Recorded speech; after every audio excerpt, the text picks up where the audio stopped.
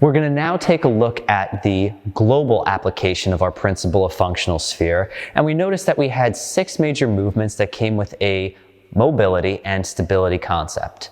So if we had Marissa go back to our 8 and 9, as she started before, we basically have now cleared everything locally. We took the knee to drive into the ankle, we took the pelvis to drive into the hip, and we took the hands to drive into the thoracic spine, focusing primarily on those motions of those joints. But now we want to say, well, when we're talking authentic function, it's global. Nothing moves in isolation when we talk about sport, when we talk about activity, when we talk about even standing up from a chair. The knee doesn't move without the hip doing something. So we want to create an environment where we can integrate it. This is where our global restore comes into practice. And if you remember what we first started with, our right foot took a step to the 3 and our arms swung overhead. And this is a version of the Gray Institute's 3D MAPS. And MAPS stands for Movement Analysis and Performance System. Now, if you're able to go through their course and understand how it works, this is a very critical assessment tool. For our purposes on Procedos, however, we're going to use it as that mobility stability warm-up, focusing on the global component. When we take a step forward, we're really still focusing on this stance leg. What's happening at this tail leg? Where can we create more mobility and stability? And because we want to be totally integrated, we're going to use the arms to enhance the motion down into the hips. And go ahead and come back. Now, one of the key things you're going to see is because we want it to be more mobility focused, we want those points of contact to stay relatively fixed. So we're going to want that left heel to stay down, take a step to the 3, and go ahead. And you're going to see right away it completely changes because it's going to tug more here on this anterior line, a little bit more on the lateral line, and the arms are going to enhance the extension of that stance leg hip. Once again, looking at the ankle, we know we're going through a lot more dorsiflexion. And if we're looking at thoracic spine, we're going through extension as well. So we're getting multiple different actions through one movement. So go ahead, do that again. Pause. One big thing to note is, once again, our most powerful driver is our eyes. You'll see lots of people with the eyes that follow down this way. So if they're looking down, you see exactly what happens. You can see the arms fall forward. So go back, reset. Go ahead, do some with your eyes down. And we can see right away that there's definitely more clunkiness going on to it. Maybe they're looking at the platform, maybe they're being lazy, maybe this is where they walk, so it's their subconscious path of least resistance. We want to use our cues to correct that and very simply say, hey Marissa, use your eyes, follow those hands. Go ahead. And we see a much better quality of movement, knowing that we're getting these motions restored throughout the global system. Using pain as our guide, there is the possibility that the lower back, the neck, the hip, there's pain. We obviously want to back that off, and we'll talk more about that in our regression and progression video next. Now, if that's our mobility component, we're going to go right into stability. So same thought process as before. You're going to take away a point of contact and then start with a toe tap.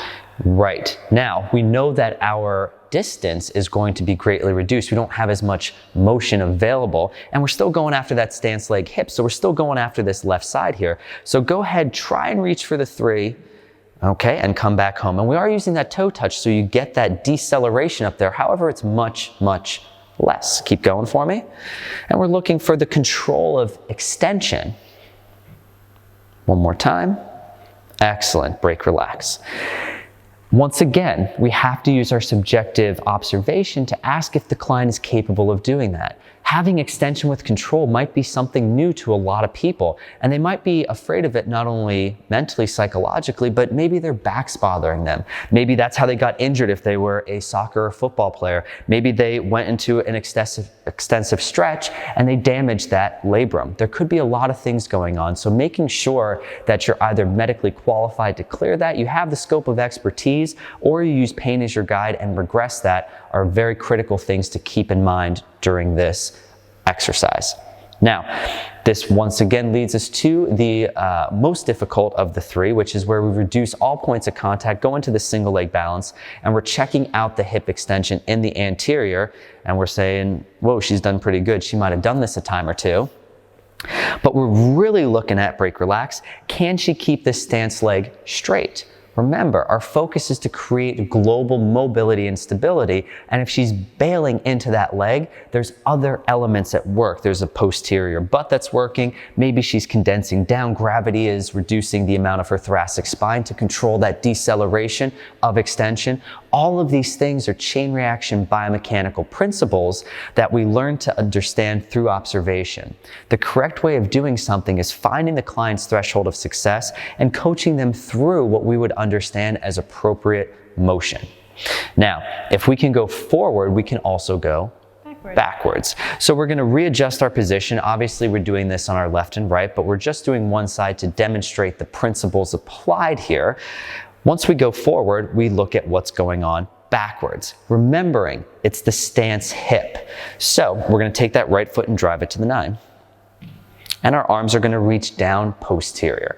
So we're looking at the flexion component of this left hip and we're saying, okay, how much mobility in flexion do you have? We're also going globally, so we're saying how much plantar flexion, how much spinal flexion, how much cervical flexion, and how much shoulder extension driving her arms down and back can we get? The exact opposite of when we went anterior. And if that's our mobility component and realizing we want to kind of stay over that hip, we also want to take note that the Procedos is very powerful in systematizing and allowing you to repeat what you're going after. If she was in three-dimensional space and we asked her to step backwards, the distance might be skewed. So maybe she steps very far one time and gets less flexion, and maybe she steps very narrow and gets more flexion, depending on her hamstring to glute ratio, depending on the tightness, depending on many different factors. We want to use the clear targets that Procedos provides to really make sure we get what we want to see from a global restoration point of view. If that was mobility, we're going to go right into stability. Same thing with the toe tap. But still going after that 9 and still reaching the hands all the way back. which looks a lot like a single leg deadlift. And we want to remember and kind of maintain that we want to keep that left leg as straight as possible. Because remember, we're trying to go after the hip. So this is going to tell us a lot about the hamstrings, the adductors, the calf, maybe if the foot can go in or out of pronation. Because if it can't, it's going to lock up the system or create a little bit of a whopper jawed or excessively adducted hip. So we want to make sure we're just looking for quality. And we're going to test our asymmetry side to side, but at the same time, we're just trying to restore, once again, that global mobility and stability using the grid and using our client's subjective feedback of pain and control as our guide. Once again, now moving into our more difficult exercise, we're going from our toe touch to full on balance and hover. And this is where it gets really interesting because people, yes, get not only very unstable, but that right leg also wants to reach very, very far back. And we want to say for our purposes of repeatability, hover just over the 9.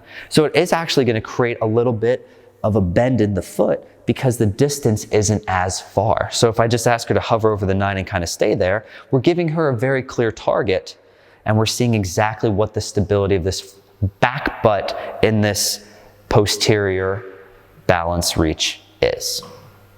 If you noticed before, we actually had 6 global movements that we went through, once again comprising the 3D map system, but for our purposes, restoring normal mobility and stability. If we worked in our sagittal plane, our front and back, anterior, posterior axes, we now have our frontal, our side-to-side plane. And for our purposes, we're going to focus on same side and opposite side lateral movements. We started on the 5 and the 6, and her right foot went off the platform at that 90, making sure we stayed directly in line with her arms dropping overhead to the left 90.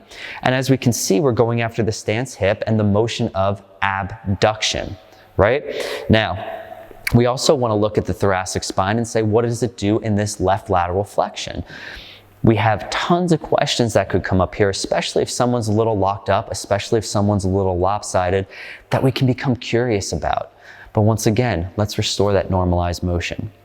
From mobility, we go to stability. And how do we do that? Taking a toe tap out to the 90 and still reaching the arms over to the left 90. Focusing on keeping that left leg straight because we want to see what type of control she has with abduction. Now, this is critical for a lot of different people, especially and interestingly, runners. Because if we look at very quickly biomechanically what's going on at the left hip, if I'm standing up here, and toe touching, right? And I asked Marissa to go out to our right side and take our arms overhead left. Go ahead. Stop right there. I know this is a tough position to hold, but we have to say, okay, what's controlling this motion? Is it the abductors or is it the adductors? Now, relax. When we're in function, we have to realize that a critical component is that muscles are reactors. Muscles decelerate motion and movement before they reaccelerate it. We load to explode. Basically meaning that if I'm going into an abducted position with stability, this inner part of my leg has to lengthen. You can see it. If I start here and I go this way, there's going to be a lengthening component. That lengthening component is going to decelerate that motion, meaning that in order to control abduction, my adductors have to function appropriately. Now, this is interesting, especially like I said, when it comes to runners, because when I'm running, what's happening at this posterior leg? I have abduction, but I need control because this leg has to swing forward and decelerate now this adduction. So if I'm unstable in this frontal plane in abduction, and as soon you're going to see as in adduction, there might be a lot of curious things going on with the ad and abductors that you're able to notice during this global restoration that you might be able to address to fix some compensations.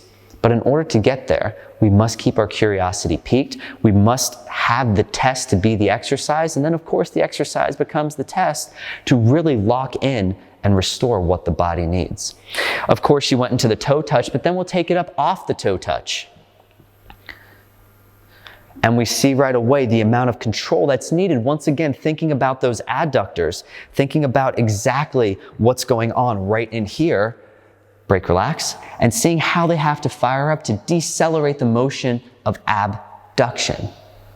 Now, it's a brand new concept, so we'll repeat it time and time again, but muscles are reactors. And introducing that here allows you to see demonstrated how this hip has to control abduction by using the adductors to decelerate or slow down that motion. And if there is in fact a compensation, what would that look like? If she didn't have strong adductors, what would happen to her knee? What would happen to her balance? How would it look? We would see this right away. We would see excessive valgus. And so now we think, wow, people with ACL, people with medial meniscus, MCL problems, people with lateral IT problems, maybe we got to look at the function of the adductors in relation to abduction. Just a thought. And if we learn by doing and we go out there and try it, we can see that these interventions could prove worthy, or else we can balance in our scope of expertise with our soft tissue, with our IKN, with our neurointegration, with whatever form or philosophy we practice to add in another layer of potential intervention that enhances the success and the restoration of motion for our clients. And of course, if we went into abduction or we went same side, well, then we can go opposite side. And this we might have seen before. This is usually the one that gets the, oh yeah, that feels great, because we're lengthening this whole left lateral chain. We see how the left leg stays straight. We're working on right here the mobility of the adduction, the left lateral hip, a part that might be really gunky. And we're using this global system to integrate it in with right lateral flexion with the thoracic spine, and once again restore motion throughout the entire system. Moving from mobility, we go right into stability. And what does that look like? Toe tap over to the floor, arms still reach over to the right, Mandy, and then you come back to this side. Exactly. And as we talked about with the adductor slowing down abduction, we are now looking at the abductors, this lateral hip slowing down adduction. Okay, if we know that adduction is the closing of the hip angle, right, and giving us this right lateral flexion if I'm pushing to the left, we can see very simply how if I put saran wrap right here, this would get lengthened. It would slow down right here to make sure this motion stops. In function, in running and walking, we have to rely on these abductors to slow down adduction. Let's just hope that makes sense. Because if we're standing here, and we know to adduct the leg, we would pull in here. This would concentrically contract them. Conversely, if we were here and we took the leg out here, our abductors would abduct the leg concentrically. Well, the exact opposite is true eccentrically. The eccentric part, the reaction part, is how we know that form and function happens, using our powers of observation, using the 40 plus years of the Gray Institute's applied functional science, and really understanding and realizing what we see presented on the platform. When she takes that right foot, crosses over, we know, we can feel the tension right here. This is getting longer. This is eccentrically loading, therefore slowing it down. The same is true when we take a step. The same is true when we pivot and load into this hip. So we know that there is an application of this principle. Once again, after we then go to our toe touch, what comes next? We go right into our balance. Exactly. And now we're saying, okay, we want to create the ultimate stability in the frontal plane, as we see here, and use those hip abductors to decelerate and eccentrically load, slowing down the motion of adduction. Okay.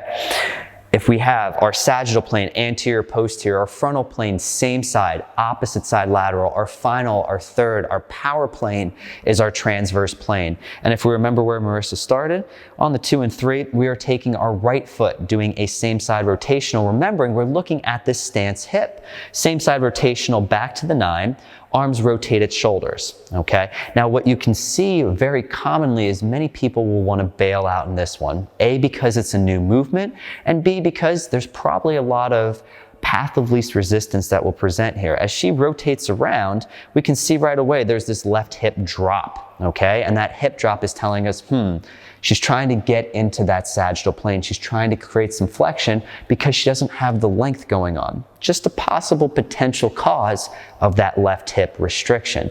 So we want to cure, we want to say, okay, let's go to the 9, rotate the arms at shoulder, but try and keep your pelvis pointed directly to that wall. And we can now see not only did her range of motion very much decrease, but now we already are starting to think as scientists, what's going on here? Where do I look for answers? And using this to restore that global movement, we can begin to experiment and create those interventions using potential different targets that you'll see in the regressions and progressions. After we created more mobility, this external rotation component of the left hip, we then go to stability. And what does stability look like? It looks like a toe touch. Once again saying, wait a second, what's actually decelerating my external rotation? Well, it's most likely my internal rotators. This anterior lateral hip is slowing down because you could see it's lengthening. So now, maybe if I have something that's tight, maybe that's something that's imbalanced, maybe something that's inactive, however you want to describe it, we know that if there is a lack of stability, which what would that look like? And you'll see this very, very often. You'll see some shakiness, you'll see some bailing, you'll see some falling, you'll see a lot of inability to rotate there. We can automatically think if the body needs to have these motions available and it doesn't, what is it doing to our system? And we become curious about the power of restoring this motion. Of course, after we toe touch, we don't toe touch. And this is once again, one of the harder of all of them. And we realize that we want to keep that leg straight. We want to say, are those internal rotators decelerating the motion of external rotation? And more importantly, how does she feel subjectively doing it? Is it something we should improve the quality of, especially if she's an athlete, especially if she has pain, and using our curiosity to continue to ask those questions. If we went same side rotational, of course, the last and final global movement that we're going through to create restored motion throughout the system is our internal rotation. And our internal rotation is going to be the right foot is going to go up to the 2, following that white line, making sure we're using those external cues. And the arms are rotating. Looking at the stance hip, we now see the motion of internal rotation. Right out the gate, you're going to find a very common compensation that left foot is going to want to spin out. It's almost always going to happen. Obviously, there can be very many different causes about this, but the key thing we want to look at is how's that foot relating to the knee and the hip? If there is knee pain here, it's going to present itself because it's a lot of torque potentially on the knee if the motion isn't available. We have to ask ourselves, what do we want to do to get that motion back based on our scope of expertise? Or how will we regress and progress this, which we'll see in a later video? Commonly as well, we want to stay upright. So when she's stepping to the 2, we want to make sure that left leg is in fact straight. And it allows her to make sure that she's in a good position. Looking at the thoracic spine, realizing there's tons and tons of left rotation, both from the left arm and the right arm. relax, proves very critical for, once again, the normal functioning of the spine. Is she bailing in deflection because kyphosis is her normal path of least resistance, or is she able to maintain an upright posture while integrating the thoracic spine into the hips, into the ankles? Questions and observations that we want to be keen on when we're looking at a bunch of these things. Just to continue to use your power of the grid to say, does that look right? And right being the subjective quality of the client's capabilities, finding that threshold of success. Moving off of mobility, we go into Stability. And what does that look like? Exactly. And we can see right away the inversion at the ankle, the internal rotation at the hip, the control needed by the external rotators, the back butt, to slow down the motion of internal rotation. We now understand and we can see globally how these muscles become very important when it comes to standard function. After we toe touch, we then go to our hardest one, which is our no toe touch. And once again, kind of assessing the quality, tracing that gray circle, using our external cues, and establishing the threshold of success. So as you'll see there, and as you've been introduced to the new concept of how muscles are working in function, we now have the ability to really become curious and ask ourselves, if the test is the exercise, then of course the exercise is the test. We've looked at restoring normalized motion through 90% of the system, knowing that drivers create chain reactions. Chain reactions give us mobility and then stability. And we've done now our global approach to restoring that motion throughout the entire system, becoming curious as to what the body shows us it's capable of doing, and asking ourselves the question, what knowledge do we need still to find out the answers to best serve our clients? Coming up next, we're going to show you some regressions and progressions of our local system so you have an idea of some different ways of approaching the movement.